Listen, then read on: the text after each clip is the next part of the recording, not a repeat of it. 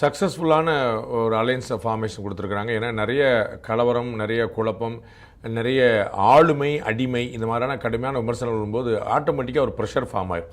நம்ம சொல்லுவாங்களே ஒரே மாதிரி விஷயத்தை திரும்ப திரும்ப சொன்னால் அடிமையில் அடி வைத்தால் அம்மி நகரும்பாங்க. அது மாதிரி ஒரே மேட்டர் திரும்ப திரும்ப சொன்னால் நமக்கே உண்மையிலே அப்படி அழுத்தம் இருக்குமோ அப்படிங்கிற மாதிரி வந்துடும். நம்ம மெக்காலே சிஸ்டம் மாதிரி தான். அதை அவனை முட்டாள்னு சொல்லிக்கிட்டே இரு, ஒரு காலத்தில் அவனே முட்டாள், அவனை நம்பிடுவான் அப்படிங்கிற மாதிரியான ஒரு விஷயம். அந்த மாதிரி திரும்ப திரும்ப திரும்ப திரும்ப பாஜக தேசிய ஜனநாயக கூட்டணியில் குளறுபடி பிரச்சனை அது மாதிரி சொல்லிகிட்டே இருந்தோம்னா உண்மையிலே குளறுபடி வந்தாலும் இல்லாட்டி 4 பேர் சீனால் கிளம்பிடுவாங்க அப்படிங்கிற ஒரு திமுகவுடைய ஒரு பியூட்டிஃபுல்லான நெரேட்டிவ். அந்த நெரேட்டிவ்க்கு ஆள்படாமல் அவர்கள் கூட்டணியை ரொம்ப வெற்றிகரமாக முடிச்சிருக்காங்க.